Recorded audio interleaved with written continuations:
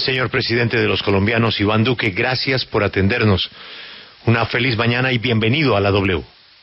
Un saludo muy especial para usted, Julio, sus compañeros de la mesa de trabajo y toda la audiencia de la W. Al señor presidente Duque le digo, pues yo le quiero decir lo que dijo hace unos instantes Alberto Casas, que lo que vimos ayer muestra un Estado que no tiene cómo defenderse del vandalismo. Señor presidente, ¿por qué? A ver, Julio, yo creo que tenemos que hacer un balance de la situación que vimos ayer y la que hemos visto en distintos momentos de jornadas vandálicas. Primero, estos son actos de violencia que están orquestados y que estaban además orientados a generar una afectación a sectores específicos y a generar zozobra. Se tuvo un despliegue grande de fuerza pública y de policía en distintos lugares del país para enfrentar esta situación. Se han hecho capturas y se buscarán judicializaciones. Y claramente, pues este es un fenómeno que lo hemos visto desde hace varios años en el país. Nosotros hemos tomado medidas que han sido claras en cuanto a desmantelar las estructuras que hay detrás de estas manifestaciones de terrorismo urbano y no dejaremos de hacerlo. Lo que vimos ayer en Cali fue realmente doloroso, pero pudimos actuar también con un operativo de policía, de ejército y coordinado con las autoridades locales. Y el mensaje tiene que ser claro de todos los colombianos, el rechazo total a esta violencia y que tengamos una judicialización rápida con sanciones rápidas. Desafortunadamente muchas veces, Julio, personas que hemos capturado por estos hechos terminan siendo excarceladas por decisiones judiciales. Yo creo que estamos ante fenómenos claros de terrorismo de baja intensidad, como se les llama en algunos lugares de Europa, y como tal tenemos que seguir avanzando a desmantelar las estructuras y a que haya sanciones ejemplarizantes. Pero estamos en este momento no solamente en puesto de mando unificado permanente con todas las autoridades locales para hacer efectivas las medidas de control de la pandemia y para poderle decir a la ciudadanía, la expresión pacífica ciudadana es un derecho constitucional. Pero la violencia, el vandalismo y estas manifestaciones de terrorismo de baja intensidad las tenemos que combatir con todas las herramientas. Nosotros no dejaremos de hacerlo un solo instante y aquí puede tener la ciudadanía la plena certeza que con la Fiscalía General, que con la Policía, estaremos siempre protegiendo la vida, honra, bienes, derechos y libertades. Eso con respecto a los vándalos. Pero ahora hablemos de la mayoría que se manifestaron, que no son vándalos, que lo hicieron inclusive en familia, que lo hicieron con niños, que lo hicieron con música, que lo hicieron pacíficamente, pero que sienten que el presidente no les escucha y por eso salen a marchar. Usted reconoce, señor presidente, que puede haber una desconexión entre ese grito respetuoso de la calle con lo que está pasando en la Casa de Nariño? Julio, déjeme, yo le pongo las cosas también en contexto. Nosotros llevamos más de un año enfrentando una pandemia profundamente dolorosa. Una pandemia que ha traído más de 3 millones de personas muertas en el mundo, más de 70,000 compatriotas, y vimos además cómo esta pandemia obligó a que tuviéramos una reacción demasiado rápida en todo el planeta para contener sus efectos devastadores.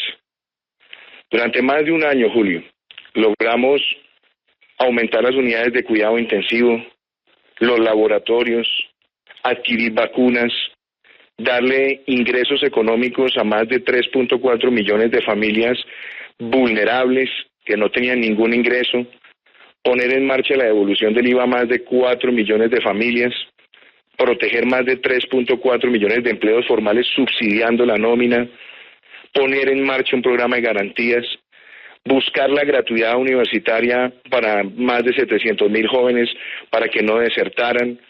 Hemos tenido una gran respuesta social y hoy estamos teniendo que enfrentar una realidad que es dura y que es dolorosa, y es que no sabemos cuánto tiempo va a durar esta pandemia y por lo tanto tenemos que seguir protegiendo a quienes han sido los más afectados y tenemos que hacerlo con un mecanismo que nos permita fortalecer nuestras finanzas. Muchas personas han marchado Muchas personas se han expresado porque consideran que algunas de las medidas que estamos tomando para aliviar esta situación les son lesivas. Y qué bueno que tengamos esta oportunidad para conversarlo, Julio. Porque lo que nosotros estamos buscando es que el 50% más vulnerable de la población colombiana tenga la posibilidad de solventarse en una situación de tanta incertidumbre y buscar un mecanismo de solidaridad. Y obviamente he recorrido el país de siempre como presidente, hablando con la gente, y no lo dejaré de hacer un solo momento. Y nosotros lo que hemos buscado es que se abra una discusión democrática, deliberativa, constructiva, en el seno de las instituciones, donde la consigna sea proteger al más vulnerable, proteger nuestra economía, pero también proteger a nuestra clase media. Entonces, yo todas las manifestaciones pacíficas de los ciudadanos, no solamente siempre las escucho, sino que esta ha sido también una presidencia dialogante. Y yo espero en el marco de esta discusión democrática e institucional, que con las propuestas de los partidos, de los distintos sectores, que son valiosas, nosotros podamos resolver esta situación. Yo más que nadie sé que muchas de estas medidas son difíciles de explicar tal vez y muchas veces impopulares. Pero yo estoy presentando algo, Julio, dispuesto a concertar, porque este no es un asunto de mi gobierno ni es un asunto de coyuntura. Tenemos que garantizar la protección de quienes están más afectados y estabilizar nuestras finanzas para que Colombia, no el gobierno de Iván Duque, para que Colombia mantenga la posibilidad de seguir financiando este país, la infraestructura, los beneficios a las personas más pobres y sobre todo cerrar las brechas sociales. Y en esa actitud dialogante y siempre constructiva y humilde me mantendré como presidente, porque yo entiendo la dificultad de la coyuntura, pero queremos ser asertivos y para hacerlo espero que en la discusión que tengamos con el Congreso de la República logremos ese consenso donde dejemos claridad que aquí se quiere proteger a quienes más lo necesitan y a nuestra clase media. Pero desafortunadamente, señor presidente, ayer escuchando a un colega suyo de el Centro Democrático, Álvaro Uribe, o hubo un cortocircuito o a él no le escucharon lo mismo que usted acaba de decir en el Ministerio de Hacienda, porque lamentablemente los 170 y pico de artículos sí afectan a la clase media y sí afectan a la clase más necesitada. Y volvemos a las exenciones. Entonces están los temas especiales para los más ricos, para las gaseosas, para el azúcar, para los bancos, y no vamos a entrar en esos detalles que son muy técnicos económicos, pero ¿por qué no hacer una reforma en donde claramente la gente en la calle entienda que la van a pagar los ricos y punto, y que los que evadan impuestos se van a ir para la cárcel, y que va a haber definitivamente, señor presidente, y se lo digo con el mayor respeto, una señal clarísima de austeridad? Si ayer Álvaro Uribe, es que esto lo debemos reducir a 20 artículos. Si se podía reducir a 20 artículos, ¿para qué perdimos el tiempo creando una expectativa con 172 artículos que no van a ir para ninguna parte? Presidente, eso no hace parte de lo que le preguntaba antes de la desconexión. Los impuestos son para los más ricos, no para la clase media. Muy bueno que me haga la pregunta, Julio, y si me permite voy a desagregarse. Lo que la propuesta que estamos haciendo busca, en primer lugar, es que más familias colombianas puedan tener acceso al ingreso solidario. ¿Qué es el ingreso solidario? Una renta básica de emergencia para proteger a quienes están más vulnerables frente a los efectos de la pandemia. Esa política ya existe, ya le ha llegado a 3.4 millones de hogares colombianos. Y ante esta coyuntura lo que se ha pensado es extenderla. La segunda, hemos podido proteger cerca de 3,5 millones de empleos formales, donde por primera vez en la historia de este país el Estado subsidia por casi un año lo que es el 40 o el 50% del salario mínimo legal mensual. Hemos buscado, y es lo que queremos, que haya gratuidad en la educación universitaria para los estratos 1, 2 y 3. en medio de una situación de incertidumbre, los ingresos de los padres y por supuesto incertidumbre para los estudiantes.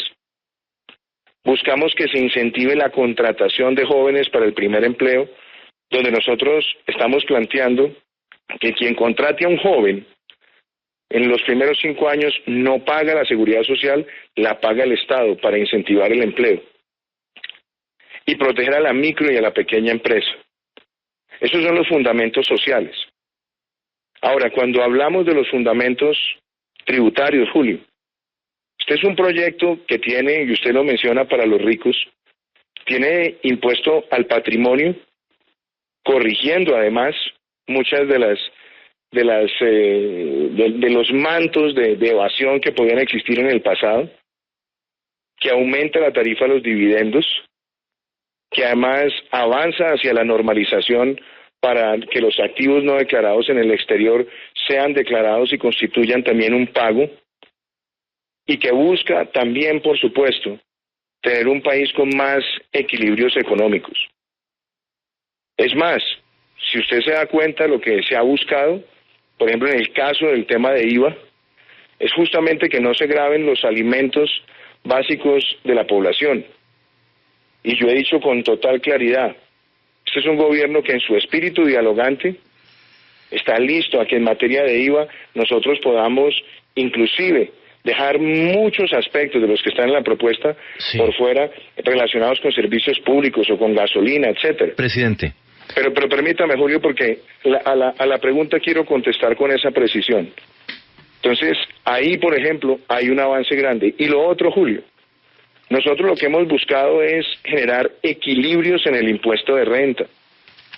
En Colombia, desafortunadamente, solamente el 4% de la población colombiana paga el impuesto de renta.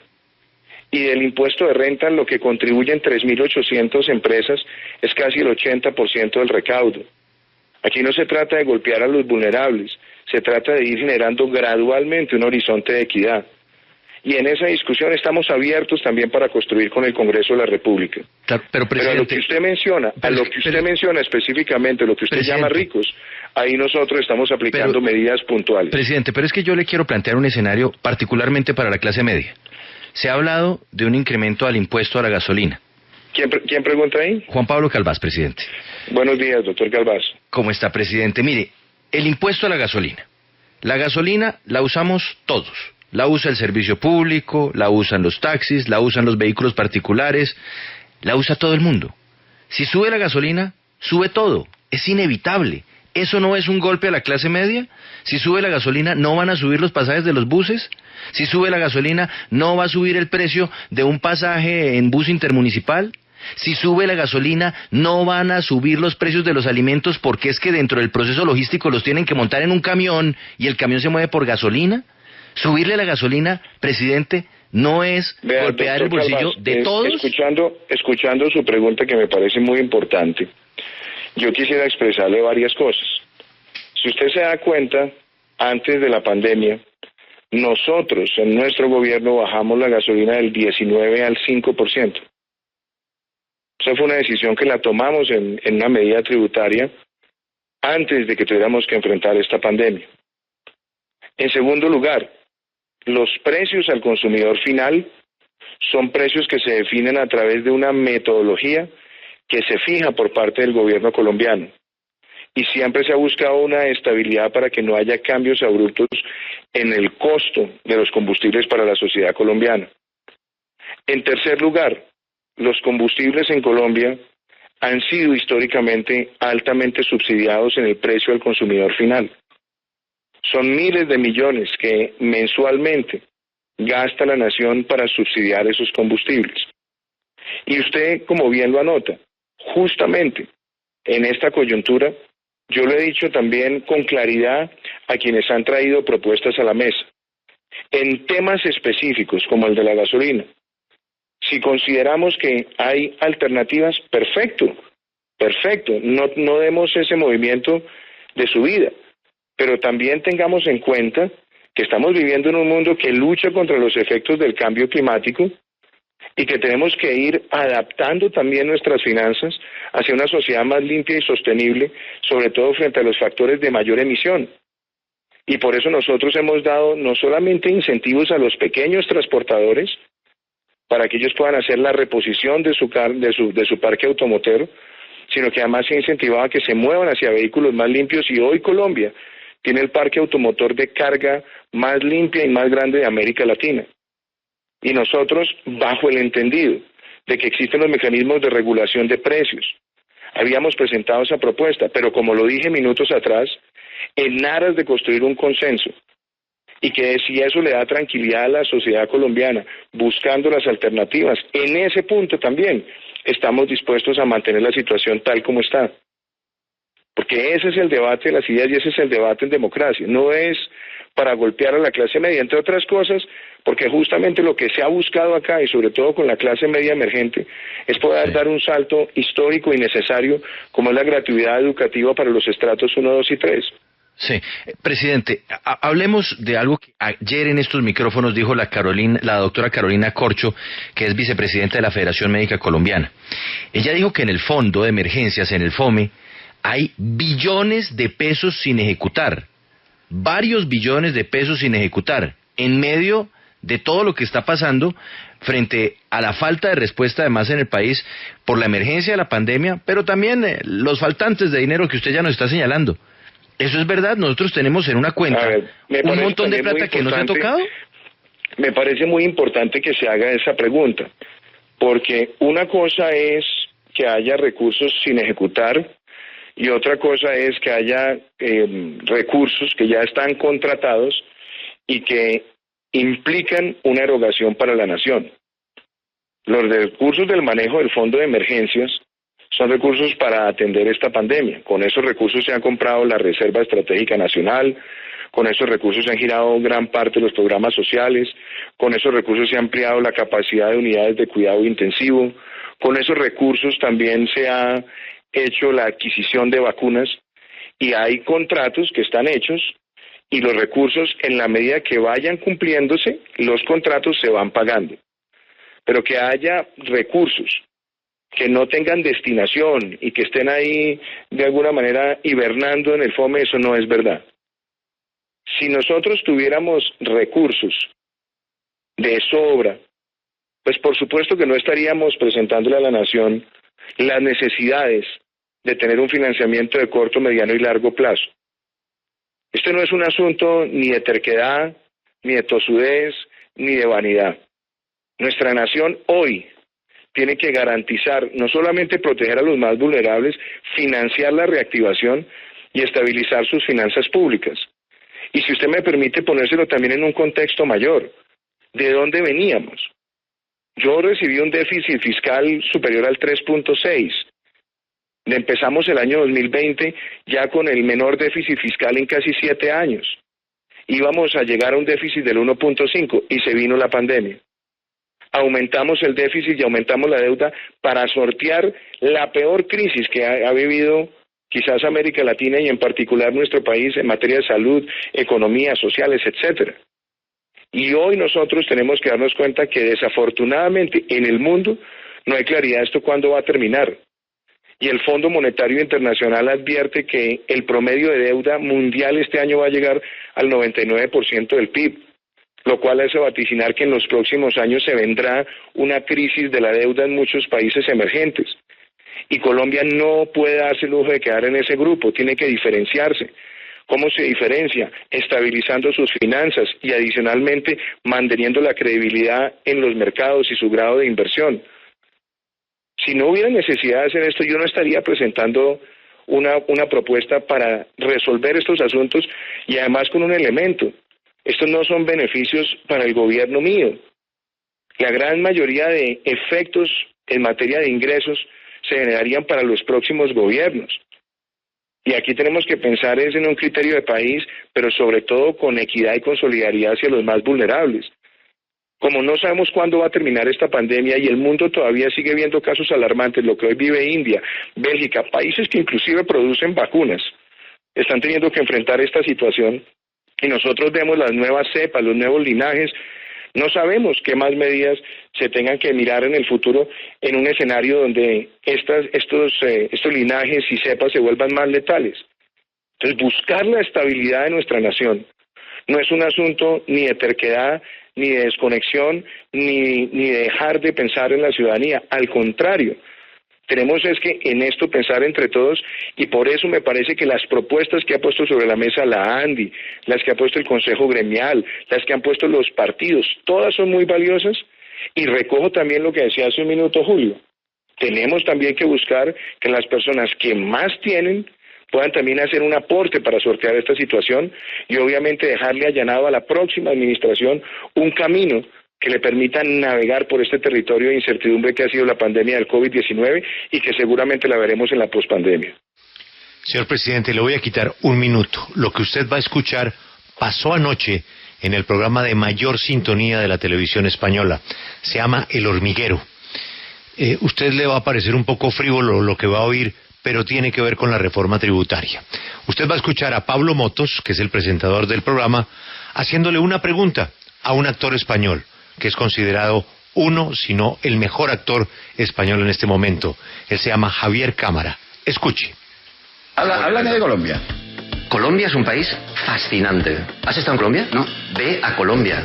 O sea, Colombia, por favor, es el país más bonito del mundo con España a la cabeza. Porque claro, si no la lío. Pero es un país apoteósico. O sea, la gente es maravillosa. ¿Qué no me debo de perder en Colombia? Tantos sitios, tantos lugares, a la gente de Colombia. A la gente, que es fascinante. O sea, es de una amabilidad, de un cariño.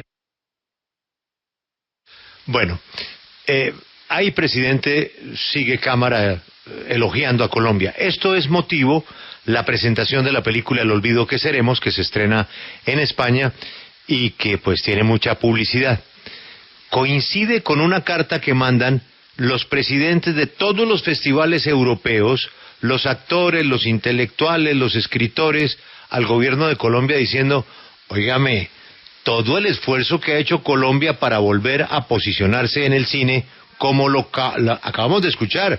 Él está hablando de una película colombiana, con plata colombiana, que ya se ganó el Goya. Y entonces vamos a quitarle los beneficios a los productores de cine, teniendo la posibilidad de que un tipo como este, en un programa como ese, Cámara, con Pablo Motos, hablen bellezas de Colombia. Presidente, ¿esos no son los detalles de la desconexión?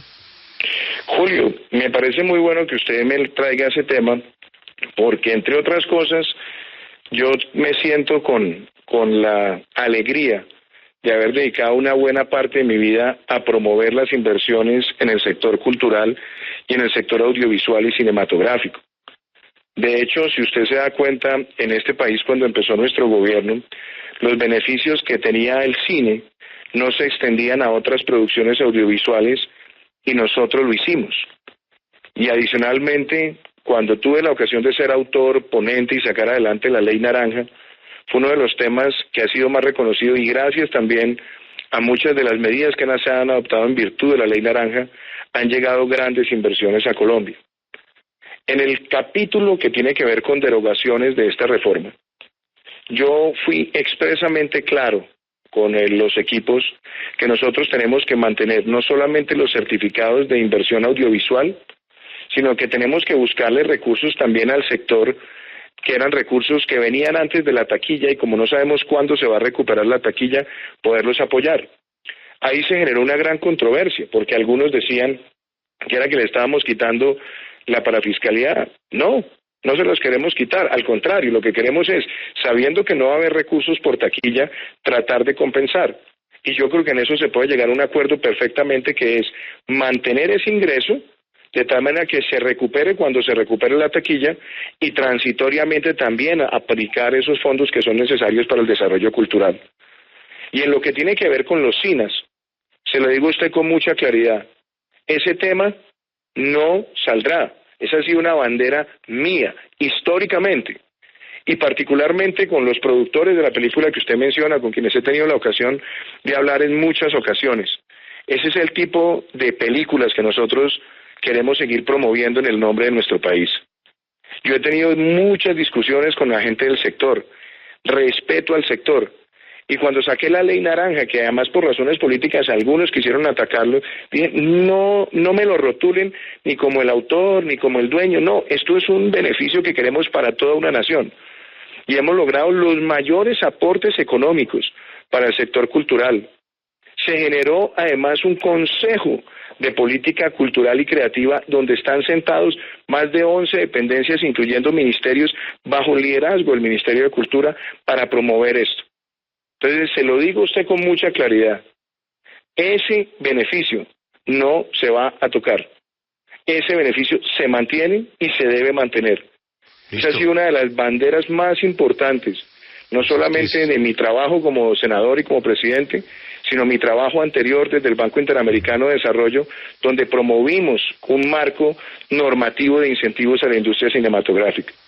Pues entonces, si por algún motivo, eso ha suscitado alguna controversia, yo ya se lo dije con claridad, no solamente al equipo económico, sino a todos los partidos, que ese beneficio se mantiene y lo seguiremos defendiendo. Pero permítame cerrar con esto, Julio. Es muy importante que en este momento entendamos varias cosas. Uno, la necesidad de tener en este momento un fortalecimiento de ingresos, pensando en los más vulnerables, y que podamos mantener nuestra calificación crediticia. Este no es un asunto de gobierno, es un asunto de Estado. Y estamos dispuestos, como lo dije, a que se construya un consenso donde podamos sacar los temas de controversia en materia de IVA, donde podamos buscar mecanismos también con claridad, graduales, de mediano y largo plazo, para fortalecer las finanzas, pero donde también se haga un esfuerzo más grande por quienes más tienen, como es también parte del espíritu de esta reforma. Y algo que también quiero decir, si usted me hablaba de austeridad, también se la recojo. Ahí nosotros estamos hablando no solamente de congelar durante 5 años, extendible por 5 años más, adquisiciones de bienes y servicios, sino que también tengamos claridad en racionalizar el personal desde el punto de vista de no burocratizar más el Estado y poder nosotros seguir atendiendo con recursos de inversión en las regiones de Colombia. Señor presidente, nos quedan 2 preguntas. Hay unos que dicen que la reforma es inoportuna, pero en lo que todos coinciden es que la reforma es necesaria. Para precisamente recoger esa coincidencia, ¿usted estaría dispuesto, cuando su agenda se lo permita, a sentarse con Álvaro Uribe, con Germán Vargas, con César Gaviria y hacer una reforma, acordar una reforma tributaria de 20 puntos, no más de 20 puntos, que no toquen el bolsillo de las clases medias y bajas? Mire, sobre los 20 puntos, déjeme, yo también le digo lo siguiente, Julio. El proyecto tiene varios componentes. El componente social tiene su articulado. El componente de regla fiscal tiene su articulado. El componente de medio ambiente y de impuestos verdes tiene su componente, y el tributario tiene su componente. Simplificarlo, bienvenido sea avanzar hacia la simplificación, pero esto no es un capricho si es 20, 25, 30, 35, 40. La simplificación siempre es bienvenida, pero hay que entender cuáles son los distintos capítulos. Y en particular algo que yo quiero destacar, Julio. Este es un país que ha tenido muchas reformas fiscales. Y yo estuve en el Congreso de la República. Y yo ejercía también funciones de oposición, siempre proponiendo. Y vimos pasar 2 reformas en los últimos años antes de llegar yo a la presidencia, inclusive una que subió el IVA del 16 al 19%, con el argumento de financiar la desmovilización, el desarme y la reinserción. Y yo hoy le lo digo con claridad, esta fue una discusión que se dio en el Congreso con altura, con propuestas. Se llegó a donde se tenía que llegar en materia de ingresos. De ahí para atrás hemos tenido más de 20 reformas en los últimos 25 años. Presidente, entonces permítame, Julio. Sí, pero presidente, permítame, doctor Calvás. Entonces, en este momento, hoy más que nunca, tenemos que construir con las propuestas que ya han puesto sobre la mesa muchas personas. Pero, y para eso, presidente, ¿no cree que Uribe tengo gran aprecio, al doctor Germán Vargas, con él he mantenido siempre un diálogo constructivo, y también debo decírselo, con el expresidente Gaviria y con otros sectores siempre hemos tenido la voluntad de avanzar. Claro, hoy pero mire, necesitamos que Colombia, en el marco de las instituciones, pueda tener esa discusión constructiva y llegar a grandes acuerdos. Y para esa discusión, presidente, después de las cacerolas de anoche, yo no sé si usted las escuchó, es que la Casa de Nariño no queda rodeada de otras viviendas, entonces de repente usted no oyó las cacerolas. Después de las manifestaciones multitudinarias de ayer, después del no del Partido Liberal, después del llamado que le han hecho desde su propio partido, el Centro Democrático, para que revise este tema de la reforma, después del no de Cambio Radical, después de las dudas que existen por tantos y tantos ciudadanos, ¿no sería un acto de humildad y sobre todo de respeto con sus propios electores retirar la reforma, revisarla en ese espacio de consenso que usted mismo ha señalado y luego volverla a presentar? ¿No es un acto de testarudez y sobre todo de no reconocerle al pueblo? Insisto, las cacerolas anoche sonaron durante horas. ¿El insistir en la reforma? ¿Por qué no retirarla, presidente? Calvás, le voy a contar lo siguiente. Usted hace referencia a que la Casa de Nariño queda muy lejos de otras viviendas. Yo le voy a comentar lo siguiente. Yo soy hijo de una familia de clase media. Yo conozco este país y yo trato todos los días de trabajar con convicción y con entrega por este país. Si usted mira el alcance que se quiere en lo social, es que más de 20 millones de colombianos puedan tener una herramienta para salir de la pobreza. Pero negociarlo y retirando, presidente, la reforma. Yo lo escuché y le pido el favor que me escuche. Yo lo escuché y lo escuché con respeto, le pido el favor que me escuche. Cuando nosotros estamos viendo lo que está hoy en juego, en medio de esta situación económica mundial, pensemos en las señales también que ya vimos la semana pasada. Se mantuvo la calificación crediticia sobre la base de que se inicia una discusión. En el Congreso se pueden hacer proposiciones sustitutivas, se pueden hacer todas las modificaciones y es el seno de la democracia. Han llegado propuestas de todos los partidos y siempre se han discutido ahí. Yo no pretendo imponer la reforma que radicamos. Yo no pretendo que lo que radicamos sean líneas rojas. Hemos dicho que estamos abiertos al consenso en el marco de las instituciones. Y con humildad estaremos escuchando todas las propuestas para que salga lo que recoja y reúna el consenso de los partidos políticos en el seno del Congreso, como siempre se ha dado a través de los procedimientos. De manera que nuestro objetivo aquí no es imponerle a nadie nada, es buscar las soluciones que el país requiere. Lo decían ustedes hace un rato. Un consenso que existe es que se requiere. Otro consenso que existe es que hay que mantener programas sociales por lo menos durante un tiempo mayor para proteger a los más vulnerables. Y otro que existe es no poner en riesgo el grado de inversión de nuestro país.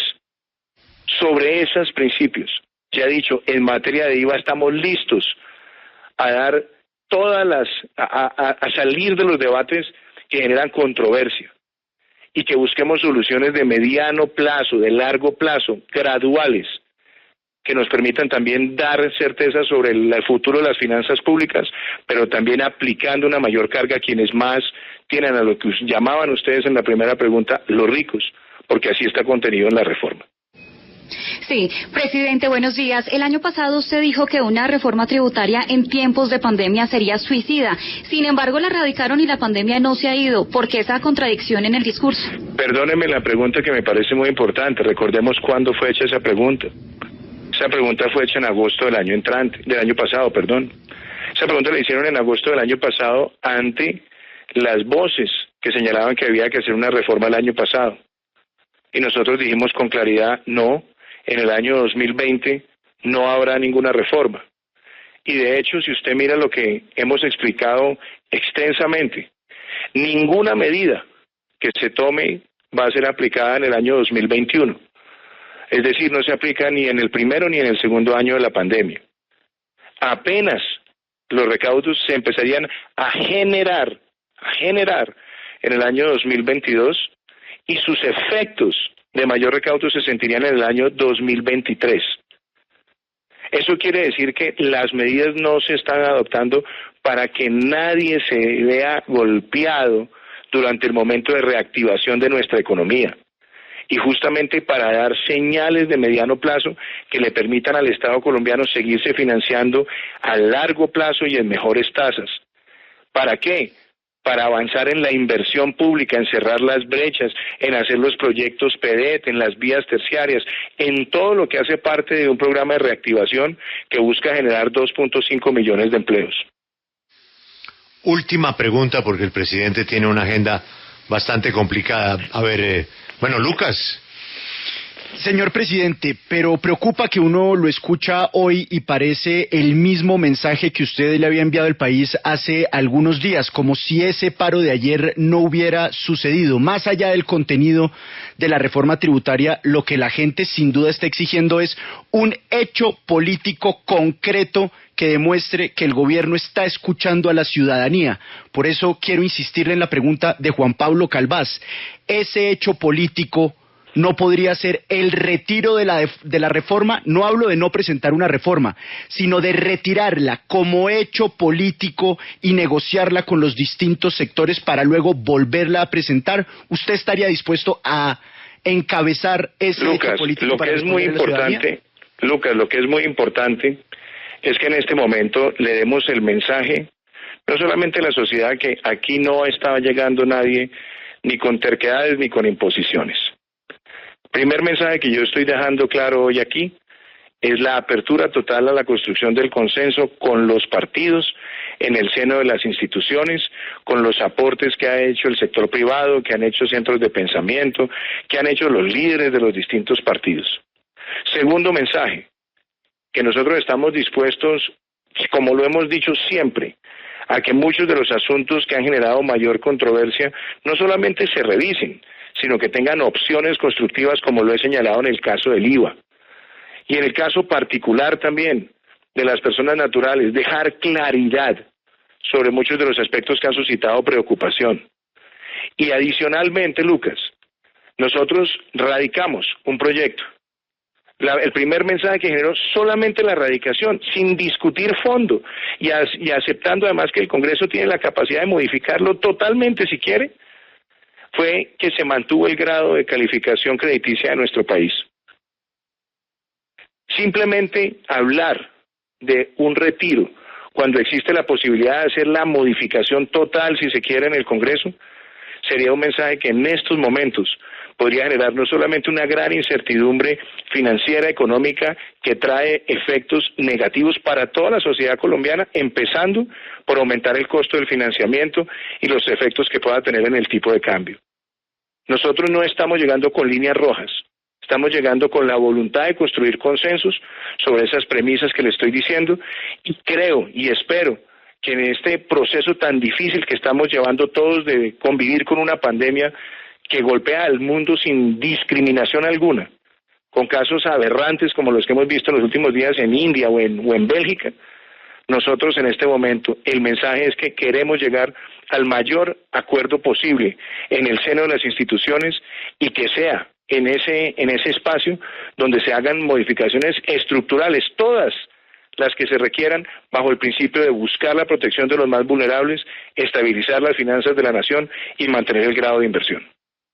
Es el presidente de los colombianos, Iván Duque Márquez, atendiendo esta entrevista. Son muchísimos temas, pero también yo le pido a los oyentes entender la agenda de un presidente. Julio, pero discúlpeme. Julio, yo le agradezco mucho y mi saludo muy especial para usted y para todos los oyentes de la W. Muy buen día.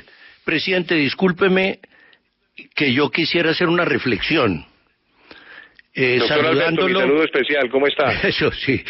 Y yo lo saludo con el respeto y el aprecio de siempre. Y le quisiera hacer esta reflexión.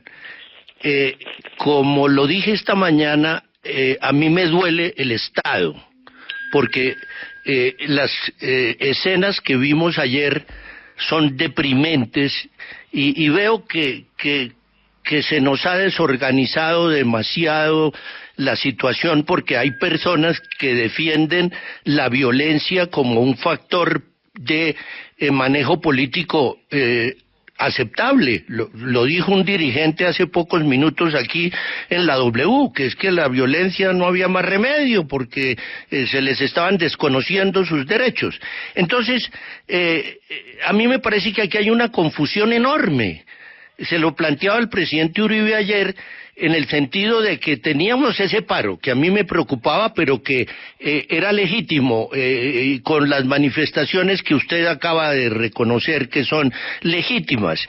Pero hubo un fallo de un tribunal que dijo que no se podía hacer lo que se hizo. Entonces, le repito, me preocupa es el Estado.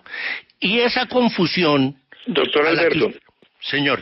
Escuchándole a usted la pregunta, también qué bueno que hagamos esa reflexión, que no solamente es el Estado, es que reflexionemos también sobre la sociedad y sobre los espacios que tiene la sociedad para deliberar. Nosotros estamos viviendo no solamente una pandemia, sino un tercer pico en el mundo, con la mayor circulación viral que se haya visto. El director de la OMS decía hace 2 días que llevamos 9 semanas consecutivas viendo crecer casos mundialmente y que llevamos 6 semanas viendo crecer los muertos mundialmente y que básicamente los contagios que se han visto en la última semana son mayores que los que se vieron en los primeros 5 meses de la pandemia.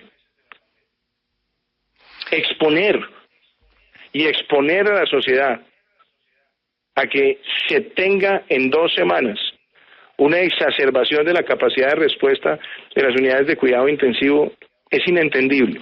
Estamos de acuerdo. Pero uno acepta, aún así, uno acepta que sí existen derechos constitucionales, claro, pero el mayor derecho es la protección de la vida y de la salud. Cierto, en este instante. Por supuesto. Y por otro lado, también es muy importante que tengamos el rechazo claro a la violencia, porque no existe ninguna justificación para agredir a los medios de comunicación, para agredir al comercio, para agredir la tranquilidad de los ciudadanos, cuando lo que estamos buscando entre todos es una solución colectiva a un tema que todavía no sabemos cuándo va a terminar. Entonces, a su preocupación, yo lo que quiero decirle es el deber de todos, el deber mío, el deber de los congresistas, el deber de los alcaldes, de los gobernadores, es que trabajemos en esta situación en equipo, porque aquí no hay triunfos individuales. No, yo lo entiendo. Aquí no hay espacio y la protección del Estado entraña eso. Entonces, a su reflexión, no solamente tenemos que condenar el vandalismo, sino que tenemos que buscar la pronta judicialización de quienes estuvieron detrás de estos hechos, porque eso fueron hechos orquestados, financiados. Lo entiendo perfecto, presidente, pero está pasando. Sí, claro. Estamos de acuerdo, pero está pasando. Claro que está pasando, doctor Alberto, pero le quiero decir lo siguiente. Hemos visto en varias ocasiones este tipo de situaciones y hemos enfrentado. Usted recordará cuando alias Uriel salió dando declaraciones en la radio diciendo que, pavoneándose, que le había movido recursos para atentar contra la infraestructura pública y contra la fuerza pública. Y usted vio la contundencia también que frente a ese tipo de delincuentes tiene el Estado. Ahora bien, nosotros hemos tenido un gran proceso de coordinación con alcaldes y gobernadores en materia de orden público y lo seguiremos teniendo. Pero también es muy importante que frente a los responsables de muchos de esos hechos, no solamente la judicialización se dé, sino que venga el castigo eficaz. Tristemente, en muchas ocasiones de este vandalismo hemos visto excarcelaciones en muy pocas horas. Y por eso es muy importante también que el Poder Judicial haga lo suyo y aplique sanciones ejemplarizantes, porque capturas se hacen y además se apliquen los mecanismos disuasivos. Pero aquí también es muy importante que la sanción a este tipo de conductas sea efectiva y ejemplarizante. Presidente, muchas gracias y por favor, discúlpenos por haber incumplido el tiempo acordado. Ni más faltaba, Julio, muchísimas gracias y le deseo un buen día.